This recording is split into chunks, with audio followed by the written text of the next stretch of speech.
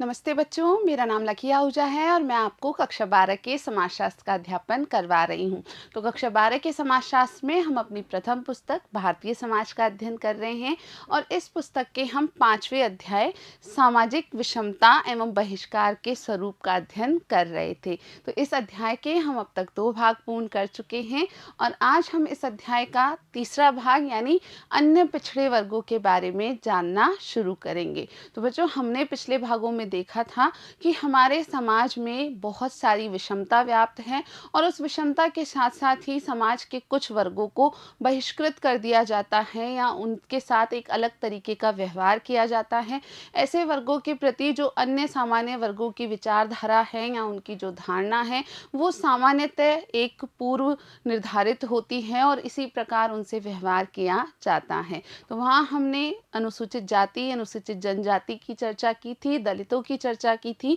और आज हम अन्य पिछड़े वर्ग के बारे में बात करने जा रहे हैं।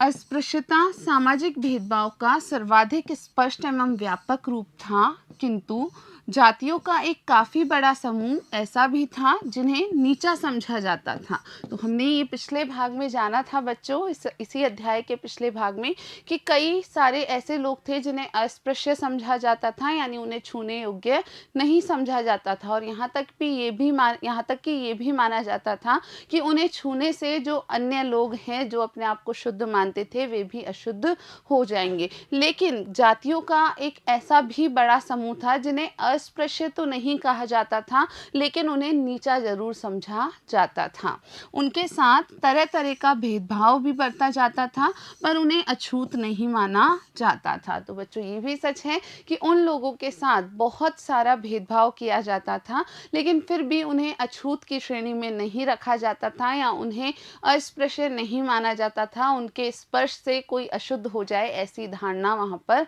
नहीं थी।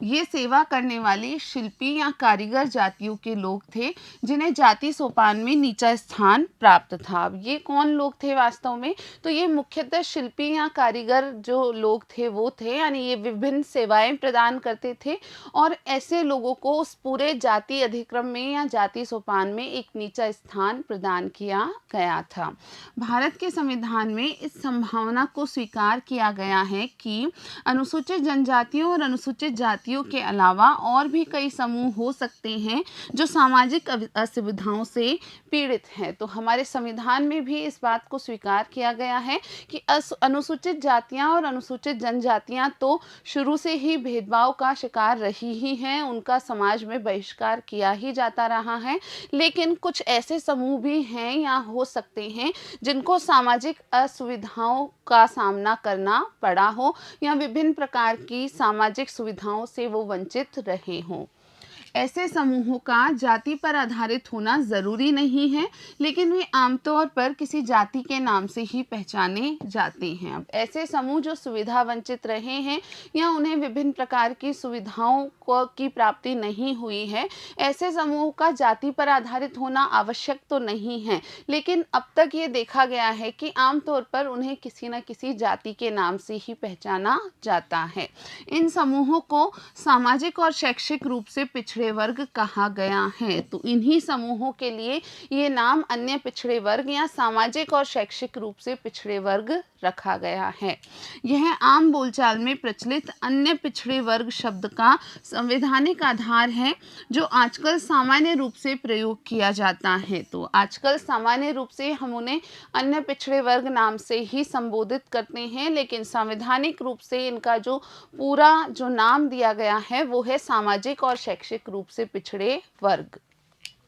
जनजाति की श्रेणी की तरह अन्य पिछड़े वर्गों को भी नकारात्मक रूप से यानी वे क्या नहीं हैं इसके आधार पर परिभाषित किया जाता है। तो बच्चों, पिछले अध्यायों में ही हम ये बात पढ़ चुके हैं कि जनजाति को परिभाषित करने के लिए सामान्यतः नकारात्मक अर्थ में यानी वे क्या नहीं हैं इस अवधारणा का उपयोग किया जाता है और इसी प्रकार अन्य पिछड़े वर्गों को भी नकारात्मक रूप से यानी वे क्या नहीं हैं इसी आधार पर परिभाषित किया किया जाता है। वे न तो जाति क्रम में अग्रणी कही जाने वाली ऊंची जातियों के हिस्से हैं और न ही वे निम्नतम सोपान पर स्थित दलितों में आते हैं। तो अन्य पिछड़े वर्ग हम किन्हें कहें तो वे न तो अग्रणी कही जाने वाली जातियों में आते हैं और न ही सबसे निम्न स्तर पर कही जाने वाली जो दलित जातियां हैं या दलित हैं उनमें आते हैं। लेकिन चूंकि जाति हिंदू धर्म तक ही सीमित नहीं रही है बल्कि सभी प्रमुख भारतीय धर्मों में घुस आई हैं, इसलिए अन्य धर्मों में भी पिछड़ी जातियां पाई जाती हैं तथा इनकी भी समान परंपरागत व्यावसायिक पहचान होती है और इनकी सामाजिक आर्थिक परिस्थिति भी वैसी ही अथवा उनसे भी बदतर होती है। देखिए, ये जो जाति है ये वैसे हिंदू धर्म की मूल एक अवधारणा है या हम कहें मूल विशेषता है, लेकिन अगर हम भारतीय धर्मों की बात करें तो भारतीय जितने भी धर्म हैं उन सब में ये जो जाति की प्रथा है या ये जो जाति का संस्थान है वो घुस आया है या ये उनका हिस्सा बन चुकी है और इसी कारण अन्य धर्मों में भी पिछड़ी जातियां पाई जाती हैं और इनकी भी समान परंपरागत व्यावसायिक पहचान होती है, यानी एक परंपरा से चले आ रहे व्यवसाय को विशेष जाति आगे तक करती रहती है या पीढ़ी दर पीढ़ी उसी व्यवसाय को आगे बढ़ाया जाता है और यह सिर्फ हिंदू धर्म में ही नहीं होता अपितु अन्य धर्मों में भी होता है और इनकी सामाजिक आर्थिक परिस्थिति भी वैसी ही अथवा उनसे भी बदतर है। यानी जैसे हिंदू धर्म में कुछ जातियों की स्थिति है वैसी ही स्थिति इन अन्य धर्मों में सामान्य रूप से परंपरागत व्यवसाय अपनाने वाली जातियों की रही है। अन्य पिछड़े वर्ग दलितों अथवा आदिवासियों की तुलना में अधिक विविधतापूर्ण समूह हैं। तो जो अन्य पिछड़े वर्ग हैं वो दलितों और आदिवासियों की तुलना में यदि देखा जाए तो उनसे काफ़ी ज़्यादा विविधतापूर्ण है, यानी इनमें बहुत अलग अलग प्रकार की जातियां सम्मिलित होती हैं। जवाहरलाल नेहरू के प्रधानमंत्रित्व में स्वतंत्र भारत की पहली सरकार ने अन्य पिछड़े वर्गों के कल्याण के उपाय सुझाने के लिए एक आयोग स्थापित किया। तो आप जानते हैं कि हमारे प्रथम प्रधानमंत्री जवाहरलाल नेहरू जी थे, तो इनके प्रधानमंत्रित्व में यानी इनके काल में स्वतंत्र भारत की जो पहली सरकार बनी थी उस सरकार ने अन्य पिछड़े वर्गों के कल्याण के उपाय बताने के लिए एक आयोग का गठन किया था। काका कालेलकर की अध्यक्षता में नियुक्त प्रथम पिछड़े वर्ग आयोग ने 1953 में अपनी रिपोर्ट पेश की थी। तो बच्चों, आपको याद रखना है कि ये जो आयोग बनाया गया अन्य पिछड़े वर्गों के कल्याण के लिए, उनके लिए ऐसे सुझाव प्रस्तुत करने के लिए ताकि उनकी स्थिति सुधर पाए, वो किसकी अध्यक्षता में बनाया गया था? काका कालेलकर की अध्यक्षता में। और इसे हम प्रथम पिछड़ा वर्ग आयोग के नाम से जानते हैं। ये कब गठित किया गया था? तो आपको याद रखना है कि यह 1953 में गठित किया गया था। लेकिन उस समय के राजनीतिक वातावरण को देखते हुए इस रिपोर्ट को ठंडे बस्ते में डाल दिया गया। तो वहाँ जो प्रथम अन्य पिछड़ा वर्ग आयोग बना उसने अपनी रिपोर्ट प्रस्तुत की, लेकिन उस समय जिस प्रकार की राजनीतिक परिस्थितियाँ थी या जैसा राजनीतिक वातावरण था, उनकी रिपोर्ट को ठंडे बस्ते में डाल दिया गया, यानी उनकी रिपोर्ट पर कोई भी एक्शन नहीं लिया गया, कोई भी कार्य उसके अनुसार आगे नहीं किया गया। 5वें दशक के मध्य से अन्य पिछड़े वर्गों का मुद्दा क्षेत्रीय मामला बन गया और इस पर केंद्रीय स्तर की बजाय राज्य स्तर पर कार्रवाई की जाती रही। तो 5वें दशक के मध्य में यानी 1950 के जो दशक है उसके मध्य में क्या हुआ, ये जो अन्य पिछड़े वर्गों का मुद्दा था ये क्षेत्रीय मामला बन गया, यानी क्षेत्र विशेष में इससे संबंधित कुछ मांगे अलग अलग राज्यों में उठने लगी और इस कारण से केंद्रीय स्तर की बजाय राज्य स्तर पर कार्यवाही की जाती रही, यानी अलग अलग राज्यों ने अपने अपने स्तर पर इन वर्गों के लिए अलग अलग प्रकार की कार्यवाही करना शुरू कर दी थी। दक्षिणी राज्यों में पिछड़ी जातियों के राजनीतिक आंदोलनों का लंबा इतिहास रहा है जो वहां 20वीं सदी के प्रारंभिक वर्षों में शुरू हो गए थे। यदि हम दक्षिण भारत की बात करें तो जो दक्षिण भारत के राज्य हैं वहां पर पिछड़ी जातियों के राजनीतिक आंदोलनों का एक लंबा इतिहास रहा है और वहां ये आंदोलन 20वीं सदी के प्रारंभिक वर्षों में ही शुरू हो चुके थे, यानी 20वीं सदी के शुरुआती वर्षों में ही वहां यहाँ की जो पिछड़ी जातियाँ हैं, दक्षिण भारत की जो पिछड़ी जातियाँ हैं, उन लोगों ने अपनी उन्नति के लिए या अपनी स्थिति में सुधार के लिए आंदोलन करना शुरू कर दिया था। इन शक्तिशाली सामाजिक आंदोलनों के कारण अन्य पिछड़े वर्गों की समस्याओं पर ध्यान देने की नीतियां वहां अधिकांश उत्तरी राज्यों में चर्चित होने से पहले ही अपनाई जाने लगी थी। तो इस प्रकार के जो सामाजिक आंदोलन दक्षिण भारतीय राज्यों में हुए, तो उनके कारण जो अन्य पिछड़े वर्ग की समस्याएं थी, उन पर वहाँ नीतियाँ बनाई गई या उन समस्याओं को ध्यानपूर्वक समझा गया और उसमें उनकी स्थिति में परिवर्तन लाने के लिए प्रयास किए गए। और इस कारण जो उत्तरी भारत के राज्य थे, वहाँ ये समस्या जब तक चर्चा में भी नहीं आई थी, उससे पहले ही दक्षिणी भारत के राज्यों में ऐसी नीतियाँ अपनाई जाने लगी जो कि अन्य पिछड़े वर्गों के कल्याण से संबंधित थी।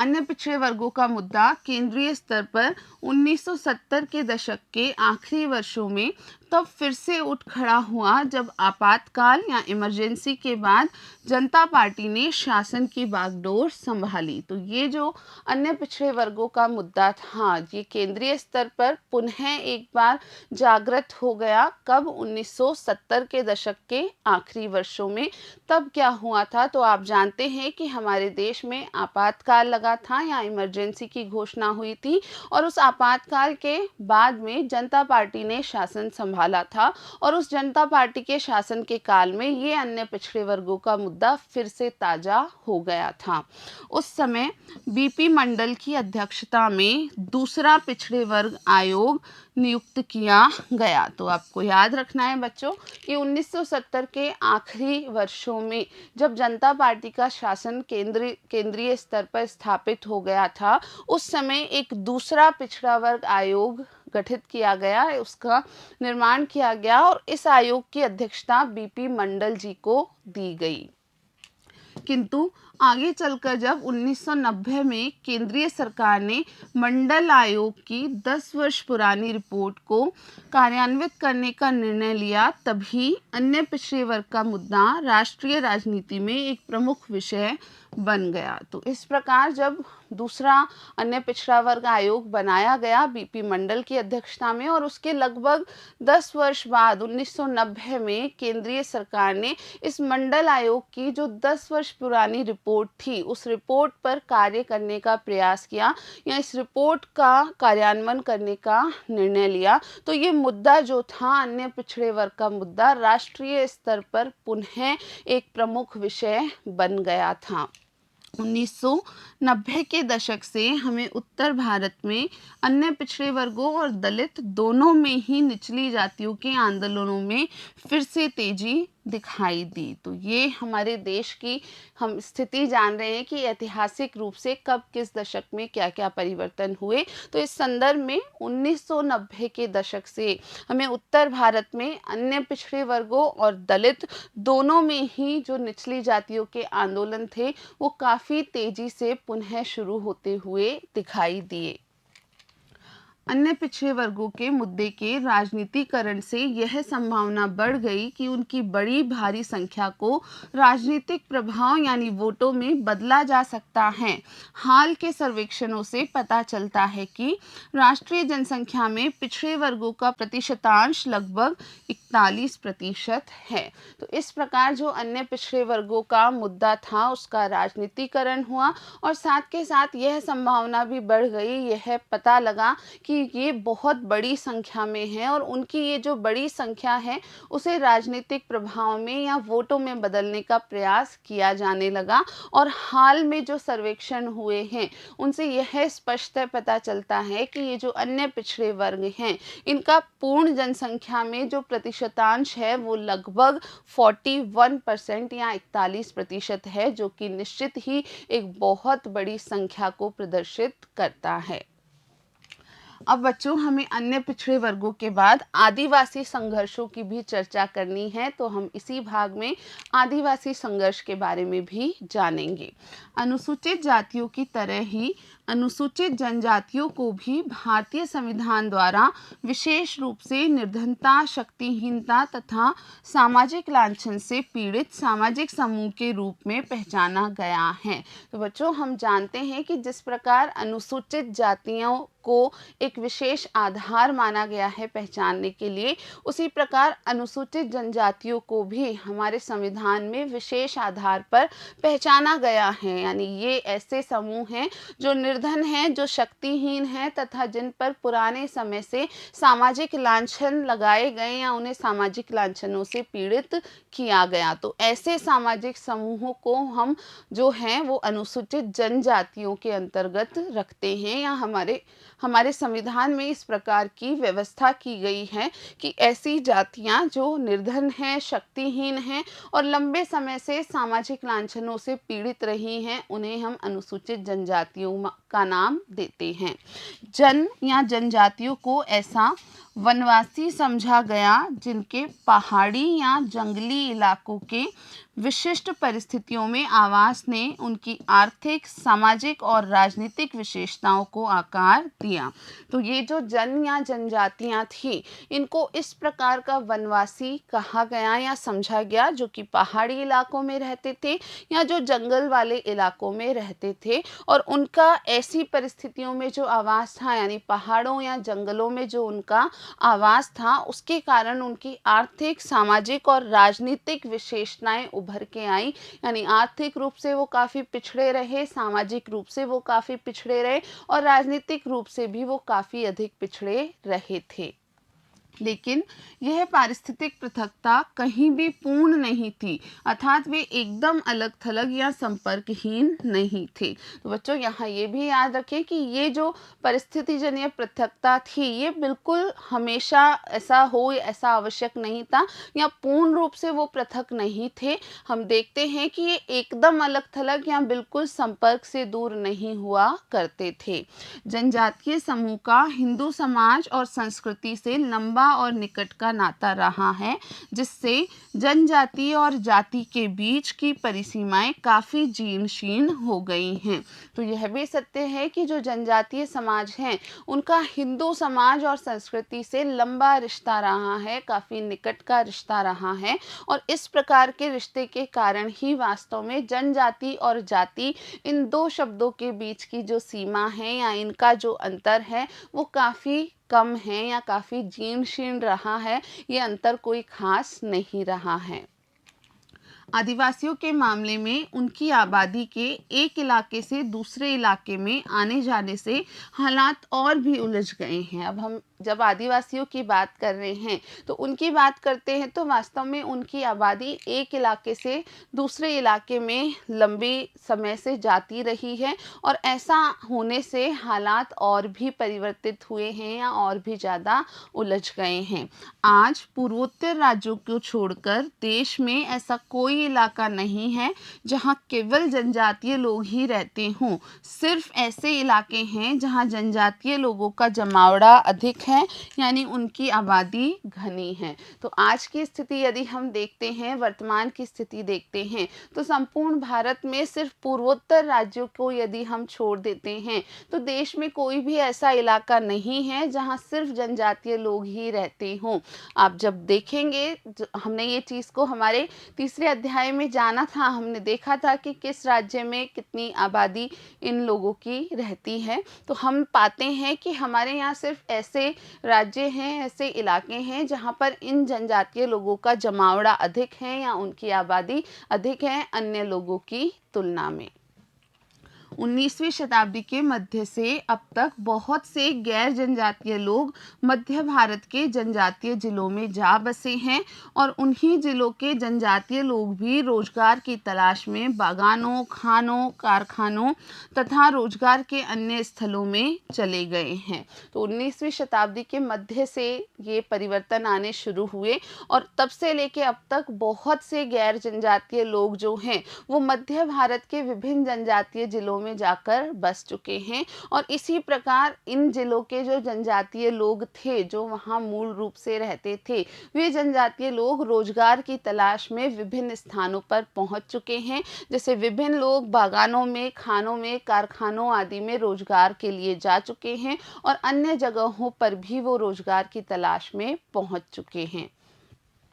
जिन इलाकों में जनजातीय लोगों की आबादी घनी है, वहाँ आमतौर पर उनकी आर्थिक और सामाजिक हालत गैर जनजातीय लोगों की अपेक्षा कहीं बदतर है। यदि हम ऐसे इलाकों की बात करें जहाँ जनजातीय लोगों की आबादी अधिक है, घनी है, तो ऐसे इलाकों में इन जनजातीय लोगों की जो आर्थिक और सामाजिक स्थिति है, वो गैर जनजातीय लोगों की तुलना में काफ़ी खराब है, काफ़ी इनकी स्थिति बदतर है। गरीबी और शोषण की जिन परिस्थितियों में आदिवासी अपना गुजर बसर करने के लिए मजबूर हैं, यदि हम बात करते हैं आदिवासियों की परिस्थितियों की, तो ये बहुत ही गरीबी और शोषण की परिस्थितियों में अपना गुजर बसर या अपना जीवन बिताने के लिए मजबूर हैं। उनका ऐतिहासिक कारण यह रहा कि औपनिवेशिक ब्रिटिश सरकार ने तेजी से जंगलों के संसाधनों को निकालना शुरू कर दिया और यह सिलसिला आगे स्वतंत्र भारत में भी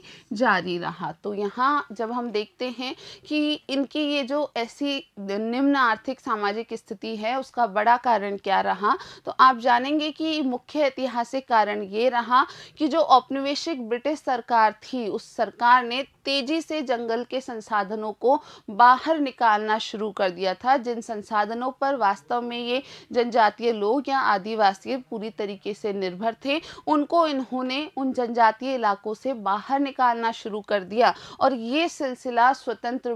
भारत में भी आगे तक जारी रहा।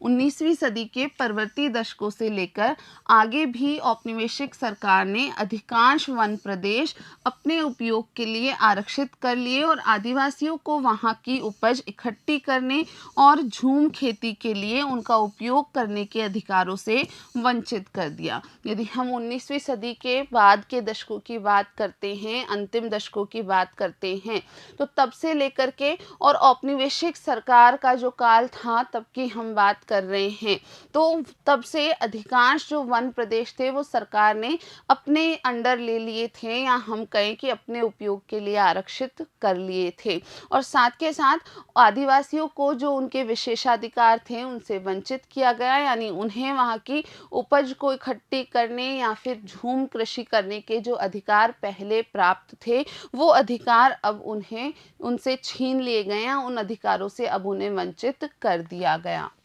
फिर तो इमारती लकड़ी का अधिकाधिक उत्पादन करने के लिए ही वनों का संरक्षण किया जाने लगा। इस नीति के चलते आदिवासियों से उनकी आजीविका के मुख्य आधार छीन लिए गए और इस प्रकार उनके जीवन को पहले की अपेक्षा अधिक अभावपूर्ण और असुरक्षित बना दिया गया। तो इस प्रकार जब उनसे उनके जो विशेषाधिकार थे उन्हें छीन लिया गया, साथ के साथ ही इमारती लकड़ी का ज़्यादा से ज़्यादा उत्पादन करने के लिए ही वनों का संरक्षण किया गया और आदिवासियों को वनों पर किसी प्रकार के अधिकार नहीं दिए गए। और इस प्रकार से ये जो नीतियां अपनाई गई, तो आदिवासियों के जो आजीविका के साधन थे, जो आधार थे, वो उनसे छीन लिए गए और उनके जीवन को पहले से भी ज़्यादा अभावपूर्ण बना दिया गया और ज़्यादा असुरक्षित बना दिया गया।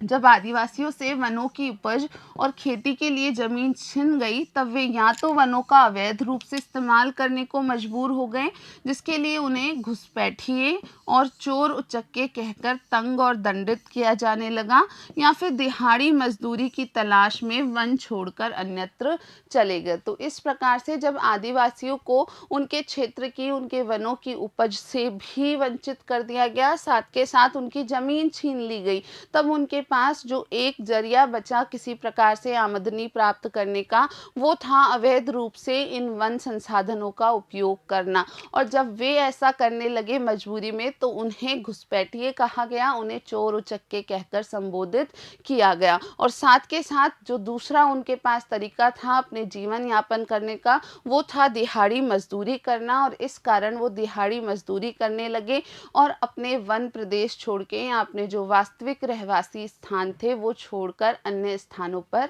चले गए। 1947 में भारत के स्वतंत्र हो जाने के बाद आदिवासियों की ज़िंदगी आसान हो जानी चाहिए थी, लेकिन ऐसा नहीं हुआ। तो ये सारी स्थिति जब औपनिवेशिक काल की हम समझते हैं तो हमें लगता है कि जब 1947 में हमारा देश स्वतंत्र हो गया तो उसके बाद आदिवासियों की ज़िंदगी आसान हो जानी चाहिए थी, परंतु वास्तव में ऐसा नहीं हुआ। इसका एक कारण तो यह था कि वनों पर सरकार का एकाधिकार जारी रहा, और मुख्य कारण इस समस्या का ये रहा कि जो वनों पर एकाधिकार ब्रिटिश काल में शुरू हुआ था वो स्वतंत्र भारत में भी जारी रहा। यहाँ तक कि वनों के दोहन, कटाई आदि में और तेजी आ गई, और साथ के साथ विकास की प्रक्रिया के नाम पर वनों की कटाई बहुत अधिक की जाने लगी, और इस प्रकार वनों का दोहन या कटाई और तेजी से किए जाने के कारण आदिवासियों के जो बचे खुचे जीवन यापन के साधन थे वे भी समाप्त होने लगे। दूसरे, भारत सरकार द्वारा अपनाई गई पूंजी प्रधान औद्योगिकरण की नीति को कार्यान्वित करने के लिए खनिज संसाधनों और विद्युत उत्पादन की क्षमताओं की आवश्यकता थी, और ये क्षमताएं और संसाधन मुख्य रूप से आदिवासी क्षेत्रों में ही स्थित थे। तो यहाँ हम दूसरा कारण समझते हैं। दूसरा कारण स्पष्ट है कि भारत सरकार ने पूंजी प्रधान औद्योगिकरण की नीति को अपनाया था, यानी अपने देश को औद्योगिकरण के पथ पर अब हम आगे लेकर जाने का जो ख्वाब था वो देख रहे थे, और इस नीति को क्रियान्वित करने के लिए खनिज संसाधनों का और विद्युत उत्पादन की जो क्षमताएं थी उनका उपयोग करना आवश्यक था, और इन क्षमताओं और संसाधनों को मुख्य रूप से आदिवासी क्षेत्रों से ही प्राप्त किया जाना था। नई खनन और बांध परियोजनाओं के लिए जल्दी से आदिवासी भूमियां अधिग्रहित कर ली गई। अब इसी दौरान जो भी नई खनन योजनाएं आईं और नई बांध परियोजनाएं बनाई गई, उन सब के लिए जो आदिवासियों की भूमियां थी उन्हें अधिग्रहित कर लिया गया, और आदिवासियों को अपने जो रहवासी स्थान थे वहां से निकाल दिया गया। इस प्रक्रिया में लाखों आदिवासियों को पर्याप्त मुआवजे और समुचित पुनर्वास की व्यवस्था किए बिना विस्थापित कर दिया गया, और इस पूरी प्रक्रिया में लाखों आदिवासियों के साथ एक गलत प्रकार का निर्णय किया गया, यानी उन्हें ना तो पर्याप्त मुआवजा दिया गया और उन्हें ना ही समुचित पुनर्वास की व्यवस्था करके दी गई, और इसके अभाव में ही उन्हें अपने स्थानों से विस्थापित कर दिया गया, यानी उनसे उनके जंगल भी छीन लिए गए और उन्हें रहने के लिए कोई दूसरी उचित जगह या किसी प्रकार का उचित मुआवजा भी उपलब्ध नहीं कराया गया।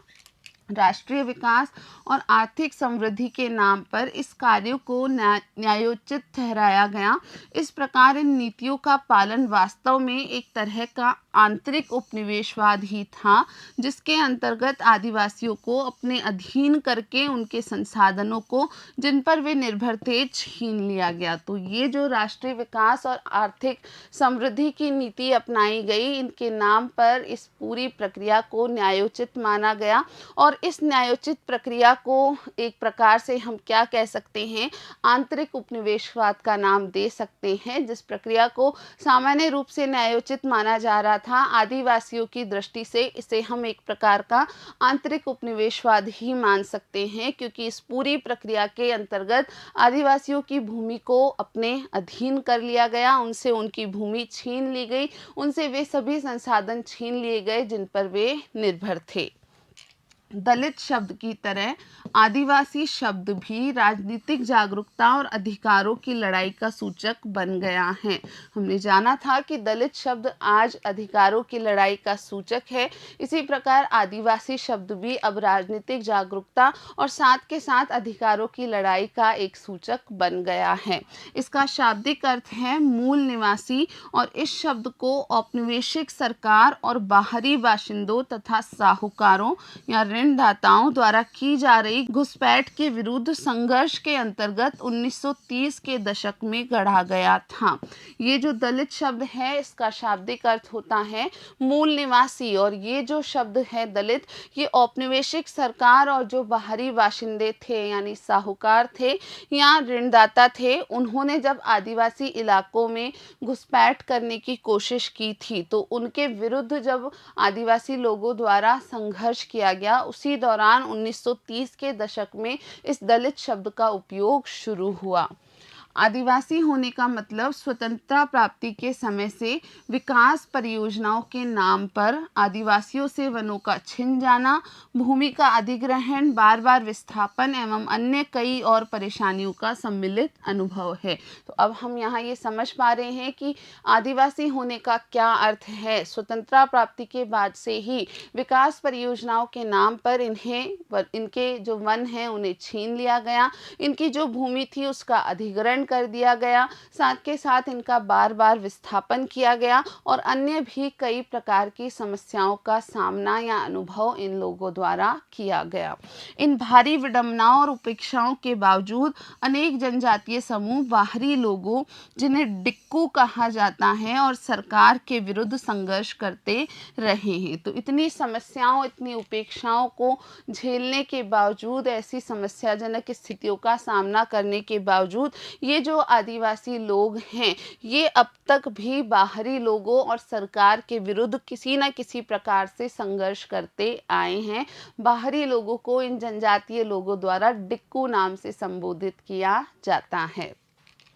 स्वातंत्र्योत्तर भारत में आदिवासी आंदोलनों की सर्वाधिक उल्लेखनीय उपलब्धियों में से एक है झारखंड और छत्तीसगढ़ के लिए अलग राज्य का दर्जा प्राप्त करना। यदि हम स्वतंत्रता के बाद की बात करें तो हमारे देश में स्वतंत्रता के बाद जो आदिवासी आंदोलनों में एक मुख्य उपलब्धि हासिल की गई, उल्लेखनीय उपलब्धि हासिल की गई, वो थी झारखंड और छत्तीसगढ़, इन दो जगहों का अलग राज्य का दर्जा प्राप्त करना। ये दोनों राज्य मूल रूप से क्रमशः बिहार और मध्य प्रदेश राज्यों के हिस्से थे। तो आपको ध्यान रखना है बच्चों कि झारखंड वास्तव में बिहार राज्य का हिस्सा था और छत्तीसगढ़ था मध्य प्रदेश राज्य का हिस्सा, लेकिन इन इलाकों में जो आदिवासी जनसंख्या थी वो काफ़ी अधिक थी और उन्होंने एक मांग उठाई अपने आप को अलग राज्य के रूप में स्थापित करने की, और अंततः इस मांग को स्वीकार कर लिया गया।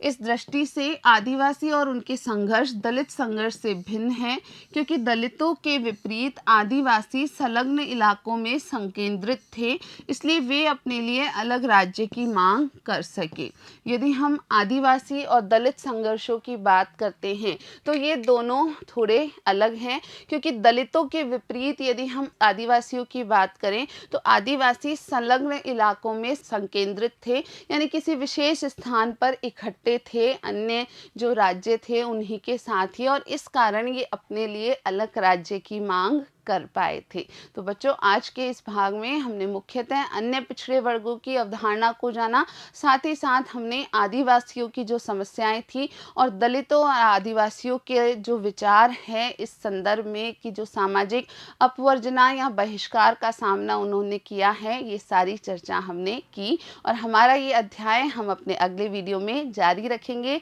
वीडियो देखने के लिए आप सभी का बहुत बहुत धन्यवाद।